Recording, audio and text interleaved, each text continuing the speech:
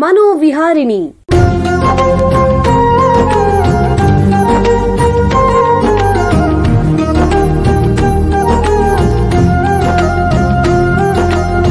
ಬೆಂಗಳೂರಿನ ನಿಮ್ಹಾನ್ಸ್ ವತಿಯಿಂದ ಮಾನಸಿಕ ಆರೋಗ್ಯ ಮತ್ತು ನರವಿಜ್ಞಾನ ಕುರಿತ ಪ್ರಾಯೋಜಿತ ಶಿಕ್ಷಣ ಮಾಲಿಕೆ. ಸಹಯೋಗ ಡಾಕ್ಟರ್ ರಾಮಚಂದ್ರ ಎನ್ ಮೂರ್ತಿ ಮಾನಸಿಕ ಆರೋಗ್ಯ ಮತ್ತು ನರವಿಜ್ಞಾನ ಪ್ರತಿಷ್ಠಾನ ನಿಮ್ಹಾನ್ಸ್. ಕೇಳಿ ಮಾನಸಿಕ ಆರೋಗ್ಯ ಮತ್ತು ನರವಿಜ್ಞಾನ ಕುರಿತ ಮಾಲಿಕೆ ಮನೋವಿಹಾರಿಣಿ. ನಮಸ್ಕಾರ ಶ್ರೋತೃಗಳೇ, ನಿಮಗೆಲ್ಲರಿಗೂ ಮನೋವಿಹಾರಿಣಿ ಶಿಕ್ಷಣ ಮಾಲಿಕೆಯ ಈ ಸಂಚಿಕೆಗೆ ಆತ್ಮೀಯ ಸ್ವಾಗತ. ಹಿಂದಿನ ಸಂಚಿಕೆಗಳಲ್ಲಿ ಸಾಮಾನ್ಯವಾದ ಮಾನಸಿಕ ಸಮಸ್ಯೆಗಳಾದ ಖಿನ್ನತೆ ಅಥವಾ ಡಿಪ್ರೆಷನ್ ಹಾಗೂ ಆಂಗ್ಸೈಟಿ ಡಿಸಾರ್ಡರ್ಸ್ ಅಥವಾ ಆತಂಕದ ಅಸ್ವಸ್ಥತೆಗಳ ಬಗ್ಗೆ ಚರ್ಚೆ ಮಾಡ್ತಿದ್ವಿ. ಇವತ್ತಿನಿಂದ ಮುಂದಿನ 3 ಸಂಚಿಕೆಗಳಲ್ಲಿ ಇವುಗಳಿಗಿಂತ ವಿಭಿನ್ನವಾಗಿರುವಂತಹ ಮಾನಸಿಕ ಕಾಯಿಲೆ ಬಗ್ಗೆ ಚರ್ಚೆ ಮಾಡೋಣ. ಏನಾದರೂ ಸರಿ ಇದೆ ಅಂತ ಗೊತ್ತಿದ್ರೂ ನೀವು ಮತ್ತೆ ಮತ್ತೆ ಪರೀಕ್ಷೆ ಮಾಡ್ತಿರ್ತೀರಾ, ಅಥವಾ ಎಷ್ಟೇ ನಿರ್ಲಕ್ಷ್ಯ ಮಾಡಕ್ಕೆ ಪ್ರಯತ್ನಿಸಿದ್ರೂ ನಿಮ್ಮ ಮನಸ್ಸಿನಿಂದ ದೂರವಾಗದೇ ಇರುವಂತಹ ಅಸಂಬದ್ಧ ಆಲೋಚನೆಗಳನ್ನು ಅನುಭವಿಸಿದ್ದೀರಾ. ನಮ್ಮಲ್ಲಿ ಅನೇಕರು ಇಂತಹ ಕ್ಷಣಗಳನ್ನು ಕೆಲವೊಮ್ಮೆ ಅನುಭವಿಸ್ತಾರೆ. ಅವು ಬರುತ್ತವೆ ಹೋಗುತ್ತವೆ, ಆದರೆ ಕೆಲವರಿಗೆ ಈ ಆಲೋಚನೆಗಳು ನಿರಂತರ ಉಂಟಾಗುತ್ತೆ. ಇದರಿಂದ ಒಂದು ರೀತಿಯ ಮಾನಸಿಕ ಸಮಸ್ಯೆ, ಯಾತನೆ ಮತ್ತು ಗೊಂದಲ ಆಗತ್ತೆ. ಇಂತಹ ಚಿಂತೆಗಳು ದೈನಂದಿನ ಜೀವನವನ್ನು ಆಕ್ರಮಿಸಿಕೊಳ್ಳಲು ಪ್ರಾರಂಭಿಸಿದಾಗ ನಿಮ್ಮ ನಿದ್ರೆ, ಕೆಲಸ, ಶಿಕ್ಷಣ ಹಾಗೂ ಸಂಬಂಧಗಳ ಮೇಲೆ ಪರಿಣಾಮ ಬೀರಬಹುದು. ಇದರ ಅರ್ಥ ಮನಸ್ಸು ಒಂದು ರೀತಿ ಒತ್ತಡದಲ್ಲಿದೆ ಅಂತ. ಇದರ ಪರಿಹಾರಕ್ಕಾಗಿ ವ್ಯಕ್ತಿ ಕೆಲವೊಮ್ಮೆ ಮಾಡಿದ್ದ ಆಲೋಚನೆಗಳನ್ನೇ ಮತ್ತೆ ಮತ್ತೆ ಮಾಡೋದು, ಮಾಡಿದ ಕೆಲಸಗಳನ್ನ ಪುನಃ ಮಾಡೋದ್ರ ಮೂಲಕ ಚಿಂತೆಗಳನ್ನು ಶಾಂತಗೊಳಿಸಕ್ಕೆ ಪ್ರಯತ್ನಿಸಬಹುದು. ಆದಾಗ್ಯೂ ಆ ಪರಿಹಾರ ಸಾಮಾನ್ಯವಾಗಿ ಸ್ವಲ್ಪ ಸಮಯದವರೆಗೆ ಮಾತ್ರ ಇರುತ್ತೆ, ಮತ್ತೆ ಚಕ್ರ ಪ್ರಾರಂಭ ಆಗುತ್ತೆ. ಇಂತಹ ಸಮಸ್ಯೆ ನಾವು ಊಹಿಸೋದಕ್ಕಿಂತ ಹೆಚ್ಚು ಸಾಮಾನ್ಯವಾಗಿ ಕಂಡುಬರುತ್ತೆ. ಇದರಿಂದ ಇನ್ನೊಂದು ಏನು ಅರ್ಥ ಆಗುತ್ತೆ ಅಂತಂದ್ರೆ, ನಮ್ಮ ಆಲೋಚನೆಗಳಿಗೆ ಎಷ್ಟು ಶಕ್ತಿ ಇದೆ ಅಂತ. ನಮ್ಮ ಭಾವನೆಗಳು ಮತ್ತು ನಮ್ಮ ಬದುಕನ್ನು ಅವು ರೂಪಿಸುತ್ತವೆ. ಮುಂದಿನ ಕೆಲವು ಕಂತುಗಳಲ್ಲಿ ಇಂತಹ ಸಮಸ್ಯೆಯನ್ನು ಪ್ರತಿಬಿಂಬಿಸುವಂತಹ ಅಬ್ಸೆಸಿವ್ ಕಂಪಲ್ಸಿವ್ ಡಿಸಾರ್ಡರ್ ಅಥವಾ OCD ಅಥವಾ ಕನ್ನಡದಲ್ಲಿ ಗೀಳು ರೋಗ ಅಂತ ಹೇಳ್ತಾರಲ್ಲ, ಇದರ ಬಗ್ಗೆ ಹೆಚ್ಚಿನ ಮಾಹಿತಿ ಸಂಗ್ರಹಿಸೋಣ. ಮನೋವೈದ್ಯಕೀಯ ಶಾಸ್ತ್ರದಲ್ಲಿ ಸುಮಾರು 35 ವರ್ಷಗಳಿಂದ ವೈದ್ಯಕೀಯ ಸೇವೆ ಮತ್ತು ಸಂಶೋಧನೆ ಮಾಡ್ತಾ ಇರುವಂತಹ ನಿಮ್ಹಾನ್ಸ್ನ ಸೈಕ್ಯಾಟ್ರಿ ವಿಭಾಗದ ಪ್ರಾಧ್ಯಾಪಕರು ಹಾಗೂ ಸಂಸ್ಥೆಯ ಡೀನ್ ಆಗಿರುವಂತಹ ಡಾಕ್ಟರ್ YC ಜನಾರ್ದನ್ ರೆಡ್ಡಿ ಅವರು ನಮ್ಮೊಂದಿಗಿದ್ದಾರೆ. ಅವರನ್ನ ಸ್ವಾಗತಿಸೋಣ.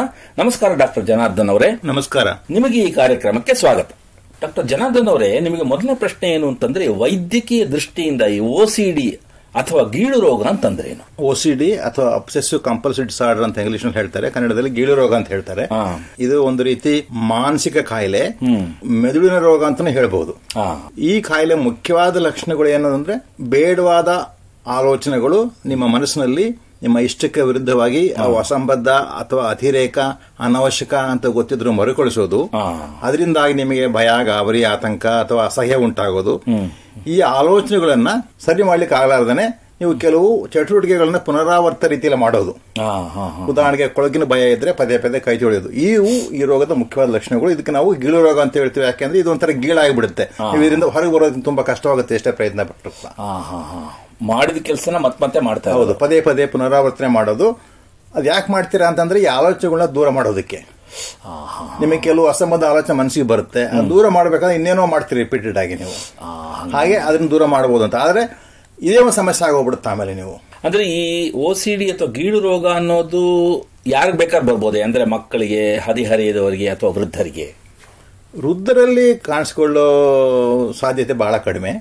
ಸಾಮಾನ್ಯವಾಗಿ ಈ ಕಾಯಿಲೆ ಕಾಣಿಸ್ಕೊಳ್ಳೋದು ಒಬ್ಬ ವ್ಯಕ್ತಿಯ 2ನೇ ಅಥವಾ 3ನೇ ದಶಕದಲ್ಲಿ. ನೀವು ಕಾಯಿಲೆ ಬಂದಿರೋ ವಯಸ್ಕನೆಲ್ಲ ಕೇಳಿದ್ರೆ 50% ಜನರಲ್ಲಿ ಅದು ಹದಿಹರೆಯದಲ್ಲಿ ಅಥವಾ ಚಿಕ್ಕ ಮಕ್ಕಳಾಗಿದ್ದಾಗ ಶುರುವಾಗಿರುತ್ತೆ. 12 ವರ್ಷಗಳಿಂದ ಕಡಿಮೆ ವಯಸ್ಸಿನಲ್ಲಿರೋರು ಕೂಡ ಕಾಯಿಲೆ ಬರುತ್ತೆ. ಸೊ ಮುಖ್ಯವಾಗಿ ಇದು ಹದಿಹರೆಯದಲ್ಲಿ ಶುರುವಾಗುವಂತ ಕಾಯಿಲೆ. ಚಿಕ್ಕ ಮಕ್ಕಳಲ್ಲೂ ಕಾಣಿಸ್ಕೋಬಹುದು. 45ಗಿಂತ ಆಮೇಲೆ ಈ ಕಾಯಿಲೆ ಕಾಣಿಸಿಕೊಳ್ಳೋದು ವಿರಳ. ಅಂದ್ರೆ ಇವಾಗ ನಮ್ಮ ದೇಶ ತಗೊಳ್ಳಿ ಅಥವಾ ಪ್ರಪಂಚದ ಉಳಿದ ಭಾಗಗಳನ್ನು ತಗೊಂಡ್ರೆ, ಈ OCD ಅಥವಾ ಗೀಳು ರೋಗ ಅನ್ನೋದು ಎಷ್ಟು ಪ್ರಮಾಣದಲ್ಲಿ ಹರಡಿದೆ? ಸಾಮಾನ್ಯವಾಗಿ 2-3% ಅಂತ ಹೇಳ್ಬೋದು. ಪ್ರತಿ 100ರಲ್ಲಿ 2-3 ಜನಕ್ಕೆ ಈ ಕಾಯಿಲೆ ಇರುತ್ತೆ. ಅದರಲ್ಲಿ 1% ಜನರಿಗೆ ತುಂಬಾ ತೀವ್ರವಾಗಿ ಇರುತ್ತೆ. ಅಂದ್ರೆ ಸಾಕಷ್ಟು ಜನರಿಗೆ ಕಾಯಿಲೆ ನರಳ್ತಾ ಇದ್ದಾರೆ ಅಂತ ಅರ್ಥ. ಇದು ಬಹುಶಃ ಪ್ರಪಂಚದಲ್ಲಿ ಎಲ್ಲಿ ಹೋದ್ರೂ ಇಷ್ಟೇ ಇರುತ್ತೆ ಅದರ ಶೇಕಡ. ಅಂದ್ರೆ ಇವಾಗ ನೀವು ಪುರುಷರು ಮತ್ತು ಮಹಿಳೆಯರನ್ನ ಹೋಲಿಸಿದ್ರೆ ಯಾರಿಗೆ ಜಾಸ್ತಿ? ಸ್ವಲ್ಪ ಮಟ್ಟಿಗೆ ಮಹಿಳೆಯರಲ್ಲಿ ಕೆಲವು ತರಹದ ಗೀಳು ರೋಗಗಳು ಜಾಸ್ತಿ ಕಂಡು ಬರ್ಬೋದು. ಆದರೆ ಈ ಚಿಕ್ಕ ವಯಸ್ಸಿನಲ್ಲಿ ಹುಡುಗರಲ್ಲಿ ಜಾಸ್ತಿ ಕಂಡು ಬರುತ್ತೆ, ಹುಡುಗಿಯರು ಸ್ವಲ್ಪ ಕಡಿಮೆ. ಆದರೆ ನೀವು ಹದಿಹರೆಯ ತಲುಪೋಷ್ಟೊತ್ತಿಗೆ ಪ್ರಮಾಣ ಗಂಡಸಲ್ಲಿ ಹೆಂಗಸಲ್ಲಿ ಹೆಚ್ಚು ಕಡಿಮೆ ಒಂದೇ ಆಗೋಗ್ಬಿಡುತ್ತೆ. ಮತ್ತೆ ಈ ನಗರ ಪ್ರದೇಶ ಮತ್ತು ಗ್ರಾಮೀಣ ಪ್ರದೇಶಗಳನ್ನು ತಗೊಂಡ್ರೆ ಹೋಲಿಸಿದ್ರೆ ಯಾರಿಗೆ ಹೆಚ್ಚು ಬರ್ಬೋದು? ಇದು ಗ್ರಾಮೀಣ ಪ್ರದೇಶ ನಗರ ಪ್ರದೇಶದಲ್ಲಿ ಏನು ವ್ಯತ್ಯಾಸ ಇಲ್ಲ. ಆದರೆ ಗ್ರಾಮೀಣ ಪ್ರದೇಶದವರು ಇದಕ್ಕೆ ಚಿಕಿತ್ಸೆ ತಗೊಳ್ಳಲ್ಲ, ಯಾಕಂದ್ರೆ ಇವ್ರಿಗೆ ಕಾಯಿಲೆ ಅಂತಾನೆ ಗೊತ್ತಾಗಲ್ಲ. ಆದರೆ ನಗರ ಪ್ರದೇಶದಲ್ಲಿ ಅವರಿಗೆ ಬಹುಶಃ ವೈದ್ಯರ ಅವಶ್ಯಕತೆ, ವೈದ್ಯರು ಸ್ವಲ್ಪ ಸಿಗುತ್ತಾರೋ ಅಥವಾ ಅವ್ರಿಗೆ ಜಾಸ್ತಿ ಜ್ಞಾನ ಇರುತ್ತೋ ಅವರು ಇದಕ್ಕೆ ಚಿಕಿತ್ಸೆ ತಗೊಳ್ಳೋ ಸಾಧ್ಯತೆಗಳು ಜಾಸ್ತಿ. ಆ ರೀತಿ ನೋಡಿದ್ರೆ ಈ ಒಂದು ಕಾರ್ಯಕ್ರಮದಿಂದ ಗ್ರಾಮೀಣ ಭಾಗದ ಜನರಿಗೂ ಈ ಕಾಯಿಲೆ ಬಗ್ಗೆ ಗೊತ್ತಾಗಿ ಬಹುಶಃ ಅವರು ಚಿಕಿತ್ಸೆಗೆ ಬರಬಹುದು ಅನ್ಸುತ್ತೆ ನನಗೆ. ಬಹಳ ಉಪಯುಕ್ತ ಮಾಹಿತಿ. ಈಗ ಒಂದು ಸಣ್ಣ ವಿರಾಮ ತಗೊಳ್ಳೋಣ. ನಂತರ ಅಬ್ಸೆಸಿವ್ ಕಂಪಲ್ಸಿವ್ ಡಿಸಾರ್ಡರ್ ಅಥವಾ OCD ಅಥವಾ ಗೀಳು ರೋಗದ ಬಗ್ಗೆ ಹೆಚ್ಚಿನ ಚರ್ಚೆನ ಮುಂದುವರಿಸೋಣ. ಬೆಂಗಳೂರಿನ ನಿಮ್ಹಾನ್ಸ್ ಮಾನಸಿಕ ಆರೋಗ್ಯ ಮತ್ತು ನರವಿಜ್ಞಾನ ಕ್ಷೇತ್ರದಲ್ಲಿ ಹೆಸರುವಾಸಿ. ಶ್ರೇಷ್ಠ ಮಟ್ಟದ ಔಷಧೋಪಚಾರ, ಸಂಶೋಧನೆ ಮತ್ತು ತರಬೇತಿ ಇವೇ ನಿಮ್ಹಾನ್ಸ್ನ ಪ್ರಮುಖ ಧ್ಯೇಯಗಳು. ದೇಶದ ವಿವಿಧ ಭಾಗಗಳಿಂದ ಬರುವ ಲಕ್ಷಾಂತರ ಜನರಿಗೆ ಚಿಕಿತ್ಸೆ ನೀಡುವ ನಿಮ್ಹಾನ್ಸ್ಗೆ ರಾಷ್ಟ್ರೀಯ ಪ್ರಾಮುಖ್ಯತಾ ಸಂಸ್ಥೆ ಎಂಬ ಗೌರವ. ಚಿಕಿತ್ಸೆ ಮತ್ತು ವೈದ್ಯಕೀಯ ಸೇವೆಗಳ ಜೊತೆಯಲ್ಲಿ ನರರೋಗ ಮತ್ತು ಮನೋವೈದ್ಯಕೀಯ ಪುನರ್ವಸತಿ ಸೇವೆಗಳು, ಸಮುದಾಯ ಮಟ್ಟದ ಆರೋಗ್ಯ ಕಾರ್ಯಕ್ರಮಗಳನ್ನು ನಡೆಸುವುದು ಹಾಗೂ ಜನಜಾಗೃತಿ ಮೂಡಿಸುವ ಕೆಲಸಗಳಲ್ಲಿ ಸಕ್ರಿಯವಾಗಿದೆ ನಿಮ್ಹಾನ್ಸ್. ಈ ನಿಟ್ಟಿನಲ್ಲಿ ಆಕಾಶವಾಣಿಯ ಶ್ರೋತೃಗಳಿಗೆ ನರಮಂಡಲ ಮತ್ತು ಮಾನಸಿಕ ಆರೋಗ್ಯದ ಬಗ್ಗೆ ಉಪಯುಕ್ತ ಮಾಹಿತಿ ನೀಡುವುದೇ ಡಾಕ್ಟರ್ ರಾಮಚಂದ್ರ ಎನ್ ಮೂರ್ತಿ ಮಾನಸಿಕ ಆರೋಗ್ಯ ಮತ್ತು ನರವಿಜ್ಞಾನ ಪ್ರತಿಷ್ಠಾನ ನಿಮ್ಹಾನ್ಸ್ನ ಸಹಯೋಗದೊಂದಿಗೆ ಮೂಡಿಬರುತ್ತಿರುವ ಈ ಮನೋವಿಹಾರಿಣಿ ಶಿಕ್ಷಣ ಮಾಲಿಕೆಯ ಮೂಲ ಉದ್ದೇಶ. ವಿರಾಮದ ನಂತರ ಮನೋವಿಹಾರಣಿಯ ಈ ಸಂಚಿಕೆಗೆ ನಿಮಗೆಲ್ಲರಿಗೂ ಮತ್ತೊಮ್ಮೆ ಸ್ವಾಗತ. ವಿರಾಮಕ್ಕೆ ಮುಂಚೆ ಅಬ್ಸೆಸಿವ್ ಕಂಪಲ್ಸಿವ್ ಡಿಸಾರ್ಡರ್ OCD ಅಥವಾ ಗೀಳು ರೋಗದ ಬಗ್ಗೆ ನಿಮ್ಹಾನ್ಸ್ನ ತಜ್ಞರಾದ ಡಾಕ್ಟರ್ ಜನಾರ್ದನ್ ರೆಡ್ಡಿ ಅವರ ಹತ್ರ ಮಾತಾಡ್ತಾ ಇದ್ವಿ. ಈಗ ಈ ಚರ್ಚೆನ ಮುಂದುವರಿಸೋಣ. ಡಾಕ್ಟ್ರೇ, ಈ ಗೀಳು ರೋಗದ ಸಾಮಾನ್ಯ ಲಕ್ಷಣಗಳು ಮತ್ತು ಎಚ್ಚರಿಕೆಯ ಚಿಹ್ನೆಗಳು ಯಾವುದು ದಯವಿಟ್ಟು ತಿಳಿಸಿ. ಈ ರೋಗದ ಸಾಮಾನ್ಯ ಲಕ್ಷಣಗಳು 4 ತರಹದವು. ಮುಖ್ಯವಾಗಿ ಮೊದಲನೆಯದಾಗಿ ಕೊಳಕಿನ ಬಗ್ಗೆ, ವಿಪರೀತವಾದ ಭಯ, ಅಸಹ್ಯ. ಕೊಳಕಿದೆ ಅಥವಾ ನನಗೆ ಕೊಳಕಿನಿಂದಾಗಿ ರೋಗಾರುಜಿನ ಬರ್ಬೋದು ಅನ್ನೋ ವಿಪರೀತವಾದ ಭಯದಿಂದ ಪದೇ ಪದೇ ಕೈ ತೊಳೆಯೋದು, ಸ್ನಾನ ಮಾಡೋದು. ಕೆಲವರು ಗಂಟೆಗಟ್ಟಲೆ ಸ್ನಾನ ಮಾಡ್ತಾರೆ, ರಾತ್ರಿ ಎಲ್ಲ ಸ್ನಾನ ಮಾಡೋರು ಇದ್ದಾರೆ, ನನ್ನ ದೇಹ ಕೊಳೆ ಆಗಿದೆ ಅಂತ ಹೇಳ್ಬಿಟ್ಟು. ಸೊ ಕೊಳೆ ಭಯ, ತೊಳೆಯೋದು, ಶುಚಿ ಮಾಡೋದು, ಇದು ಒಂದು ಬಹಳ ಸಾಮಾನ್ಯವಾದ ಲಕ್ಷಣ ಈ ರೋಗದ್ದು. ಎರಡನೇದೇನೆಂದ್ರೆ ನಿಮಗೆ ಬೇಡವಾದ ಅಸಂಬದ್ಧ ಆಲೋಚನೆಗಳು ನಿಮ್ಮ ಮನಸ್ಸಿಗೆ, ನಿಮ್ಮ ಇಷ್ಟಕ್ಕೆ ವಿರುದ್ಧವಾಗಿ ಬರೋದು. ಉದಾಹರಣೆಗೆ, ನಿಮಗೆ ದೈವರಲ್ಲಿ ಭಕ್ತಿ ಇದೆ, ನೀವು ಧರ್ಮ ಬೀರುವ ವ್ಯಕ್ತಿ, ಆದರೆ ನಿಮ್ಮ ಮನಸ್ಸಿಗೆ ದೇವರನ್ನ ನಿಂದಿಸುವಂತಹ ಅಥವಾ ಧರ್ಮವನ್ನು ನಿಂದಿಸುವಂತಹ, ನಿಮ್ಮ ಮನಸ್ಸಿಗೆ ತಪ್ಪು ಅನಿಸುವಂತಹ ದೇವರ ಬಗ್ಗೆ, ಧರ್ಮದ ಬಗ್ಗೆ ಆಲೋಚನೆ ಬರೋದು. ಉದಾಹರಣೆಗೆ, ದೇವರ ಫೋಟೋ ನೋಡಿದ ತಕ್ಷಣ ಚಪ್ಪಲಿ ಎಸೆಣ ದೇವರ ಮೇಲೆ ಅನ್ನೋದು, ಅದೇ ದೇವರ ಬಗ್ಗೆ ಲೈಂಗಿಕ ಆಲೋಚನೆಗಳು ಬರೋದು, ಅಥವಾ ಧರ್ಮದ ಬಗ್ಗೆ ಮಾಡಬಾರದ ಆಲೋಚನೆಗಳು ಮನಸ್ಸಿಗೆ ಬರೋದು. ಇದು ಒಂದು ತರದ ಅಸಂಬದ್ಧ ಆಲೋಚನೆಗಳು. ಎರಡನೇದು ಅಸಂಬದ್ಧವಾದ ಲೈಂಗಿಕ ಆಲೋಚನೆಗಳು, ಬೇಡವಾದ ಲೈಂಗಿಕ ಆಲೋಚನೆಗಳು. ಉದಾಹರಣೆಗೆ ನಿಮ್ಮ ಮನೆಯವರ ಬಗ್ಗೆ ಲೈಂಗಿಕ ಆಲೋಚನೆ ಬರಬಹುದು, ಅಥವಾ ಕಂಡ ವ್ಯಕ್ತಿ ಬಗ್ಗೆ ಲೈಂಗಿಕ ಆಲೋಚನೆಗಳು ಬರಬಹುದು. ಲೈಂಗಿಕ ಆಲೋಚನೆಗಳು ಅಥವಾ ಮನಸ್ಸಲ್ಲಿ ಆ ಚಿತ್ರಣಗಳು ಬರಬಹುದು. ಆದ್ರೆ ಈ ಲೈಂಗಿಕ ಆಲೋಚನೆಗಳ ಜೊತೆಗೆ ಯಾವ ರೀತಿ ಸುಖನೂ ಇರೋದಿಲ್ಲ. ಈ ಆಲೋಚನೆ ಬರೋದು ಬೇಡವಾಗಿರುತ್ತೆ, ಅದು ಬರುತ್ತೆ. ಹಾಗಾಗ್ಬಿಟ್ಟು ಏನಾಗುತ್ತೆ, ವಿಪರೀತವಾದ ಆತಂಕ, ಭಯ ಉಂಟಾಗುತ್ತೆ. ಮೂರನೇದು, ನನ್ನಿಂದಾಗಿ ಬೇರೆಯವ್ರಿಗೆ ಏನಾದ್ರು ಹಾನಿ ಆಗುತ್ತೋ ಆ ಹಾನಿ ಹೇಗೆ ನಾನು ತಡಿಬಹುದು. ಉದಾಹರಣೆಗೆ, ನೀವು ಮಗುನ ನೋಡಿದ್ರೆ, ನಿಮ್ಮ ಮಗನ ನೋಡಿದ್ರೆ ಬಾಲ್ಕನಿಂದ ಆಚೆ ಬಿಸಾಕ್ಬಿಡ್ತೀನೇನೋ, ಮನೆಯಲ್ಲಿರೋ ಚಾಕು ತಗೊಂಡು ತಿವಿದು ಬಿಡ್ತೀನೇನೋ, ಅಥವಾ ನಾನು ಸ್ಕೂಟರ್ ಓಡಿಸ್ಬೇಕಾದ್ರೆ ಯಾರ ಮೇಲಾದ್ರೂ ಹಾರಿಸ್ಬಿಡ್ತೀನೇನೋ. ಹಾಗಾಗ್ಬಿಟ್ಟು ಪದೇ ಪದೇ ಚೆಕ್ ಮಾಡ್ತಾ ಇರೋದು, ಇದು ಮೂರನೇ ತರಹದ. ಸೊ ಇವನ್ನೆಲ್ಲ ನಾವು ಟ್ಯಾಬು ಥಾಟ್ಸ್ ಅಂತ ಹೇಳ್ತೀವಿ. ಫಾರ್ಬಿಡನ್ ಥಾಟ್ಸ್ ಅಂದ್ರೆ ಬೇಡವಾದ ಆಲೋಚನೆಗಳು. ಸಾಮಾನ್ಯ ಹಿಂಗಾದಾಗ ಜನ ಪರಿಶೀಲನೆ ಮಾಡ್ತಾರೆ, ಚೆಕ್ ಮಾಡ್ತಾರೆ ಪದೇ ಪದೇ. ನಾಲ್ಕನೇ ಗ್ರೂಪ್ ಏನಂತಂದ್ರೆ, ಎಲ್ಲವೂ ಸರಿಯಾಗಿರ್ಬೇಕು, ಹೊಂದಿಸೋದು, ಅರೇಂಜ್ ಮಾಡೋದು ಒಂದು ಕ್ರಮದಲ್ಲಿ ಇರಬೇಕು. ಅವರು ಒಂದು ಟೇಬಲ್ನ ಗಂಟೆಗಟ್ಟಲೆ ಅರೇಂಜ್ ಮಾಡ್ತಾರೆ. ಅಥವಾ ಸ್ಕೂಲ್ಗೆ ಹೋಗೋ ಮಗು ಬ್ಯಾಗ್ ಅಲ್ಲಿರೋ ಪುಸ್ತಕಗಳು ಸರಿಗಿದೆಯಲ್ಲ ಅಂತ ಒಂದ್ಸಿದ್ದು, ಅಥವಾ ಶೂಸ್ ಹಾಕೊಳ್ಳೋದಕ್ಕೆ ಸರಿಯಾಗಿ ಶೂಸ್ ಹಾಕೊಂಡಿಲ್ಲ, ಎಡಗಡೆ ಸಮವಾಗಿದೆ ಅಂತ ನೀವು ಶೂಲೇಸ್ನೇ ಗಂಟೆಗಟ್ಟಲೆ ಕಟ್ಬಹುದು. ಅಥವಾ ನೀವು ಶರ್ಟ್ ಪರ್ಫೆಕ್ಟ್ ಆಗಿರ್ಬೇಕು, ಆರ್ಡರ್ಲಿ ಆಗಿರ್ಬೇಕು, ಸಮವಾಗಿರ್ಬೇಕು, ಅಥವಾ ನೀವು ಪ್ಯಾಂಟ್ ಶರ್ಟ್ ಸರಿಯಾಗಿದೆಯಲ್ಲ ಚೆಕ್ ಮಾಡ್ತಾ ಇರೋದು. ಇದು ನಾಲ್ಕನೇ ಗೋಪ್ತಲ್. ಇವು ಮುಖ್ಯವಾಗಿ ಈ ರೋಗದ ಲಕ್ಷಣಗಳು. ಅಂದ್ರೆ ನಿಮ್ಮ ಪ್ರಕಾರ ಈ ಗೀಳು ರೋಗ ಬರಕ್ಕೆ ಮುಖ್ಯ ಕಾರಣ ಏನು? ಅಂದ್ರೆ ಇದು ಮೆದುಳು ಒಳಗಡೆನೆ ಸಮಸ್ಯೆಗಳಿದೆ, ಅಥವಾ ಮಾನಸಿಕವಾದ ಏನೋ ಸಮಸ್ಯೆನೆ, ಅಥವಾ ಸಾಮಾಜಿಕವೇ? ದಯವಿಟ್ಟು ತಿಳಿಸಿ.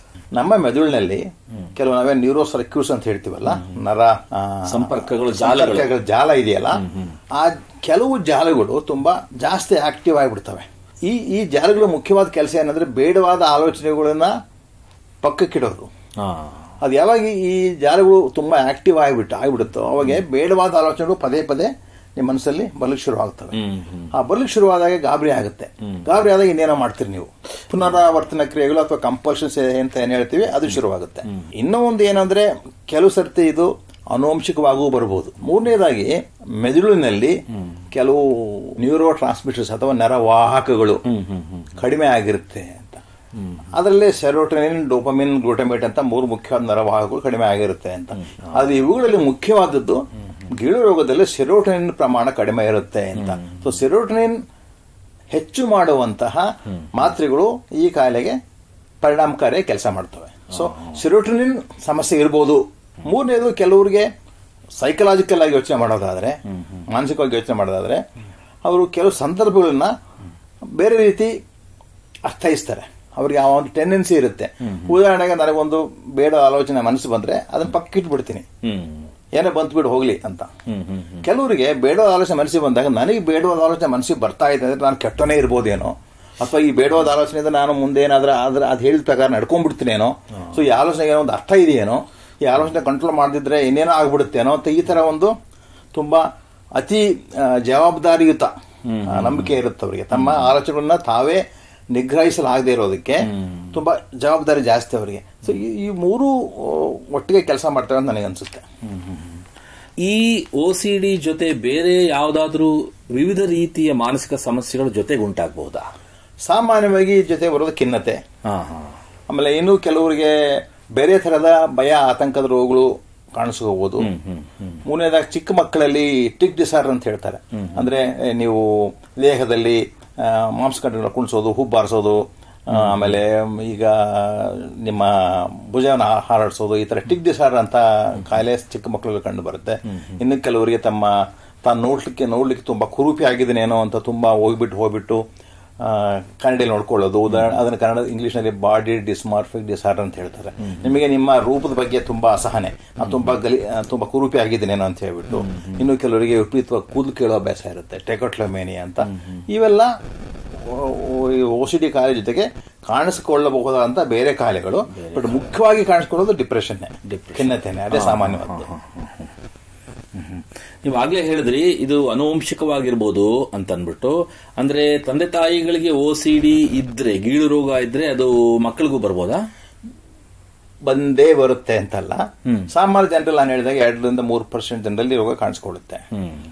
ಈಗ ಉದಾಹರಣೆಗೆ ತಂದೆಗೋ ತಾಯಿಗೋ ಅಥವಾ ಅಣ್ಣ ತಮ್ಮನಿಗೋ ಮನೆಯಲ್ಲಿ ಒಬ್ರಿಗೆ ಯಾರಿಗೋ ಹತ್ತಿರ ಸಂಬಂಧಿಗಳಿಗೆ ಕಾಯಿಲೆ ಇದ್ರೆ ಬೇರೆಯವರಿಗೆ ಆ ಕಾಯಿಲೆ ಬರೋ ಚಾನ್ಸಸ್ 10% ಅಂತ ಹೇಳ್ಬೋದು. 90% ಬರೋ ಚಾನ್ಸಸ್ ಇಲ್ಲ. ಸಾಮಾನ್ಯ ಜನರಿಗಿಂತ ಒಂದು 5-6% ಜಾಸ್ತಿ ರಿಸ್ಕ್ ಇರುತ್ತೆ. ಅದನ್ನ ಸೇರಿಸ್ಕೊಂಡ್ರು ಕೂಡ 10-15 ಜಾಸ್ತಿ ಆಗಲ್ಲ.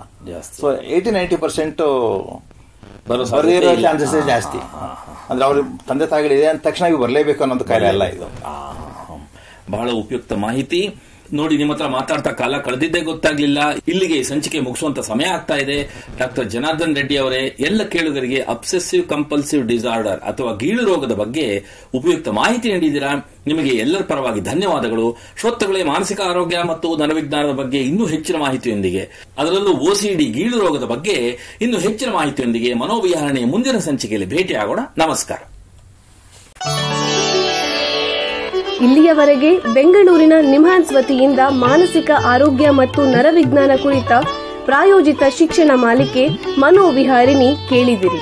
ಸಹಯೋಗ ಡಾಕ್ಟರ್ ರಾಮಚಂದ್ರ ಎನ್ ಮೂರ್ತಿ, ಮಾನಸಿಕ ಆರೋಗ್ಯ ಮತ್ತು ನರವಿಜ್ಞಾನ ಪ್ರತಿಷ್ಠಾನ, ನಿಮ್ಹಾನ್ಸ್. ನೆರವು ಡಾಕ್ಟರ್ KS ಮೀನಾ, ನಿಮ್ಹಾನ್ಸ್. ಮಾನಸಿಕ ಆರೋಗ್ಯ ಶಿಕ್ಷಣ ವಿಭಾಗ, ನಿಮ್ಹಾನ್ಸ್. ಹಾಗೂ ನಿವೇದಿತಾ BS, ನಿಮ್ಹಾನ್ಸ್. ಸಂಗೀತ ಸಂಯೋಜನೆ ಕೆ ಕಲ್ಯಾಣ್. ಪರಿಕಲ್ಪನೆ, ನಿರೂಪಣೆ ಮತ್ತು ನಿರ್ಮಾಣ ಡಾಕ್ಟರ್ MM ಶ್ರೀನಿವಾಸ್ ಭರತ್, ನಿಮ್ಹಾನ್ಸ್. ನಿಮ್ಮ ಸಂದೇಶಗಳನ್ನು ಕಳಿಸಬೇಕಾದ ದೂರವಾಣಿ ಸಂಖ್ಯೆ 7891105524 7899105524. ವಾಟ್ಸ್ಆಪ್ ಸಂದೇಶಗಳು ಮಾತ್ರ. ಈ ಕಾರ್ಯಕ್ರಮದ ಮುಂದಿನ ಸಂಚಿಕೆ ಮುಂದಿನ ವಾರ ಇದೇ ಸಮಯಕ್ಕೆ ಮನೋವಿಹಾರಿಣಿ ಮಾಲಿಕೆಯಲ್ಲಿ.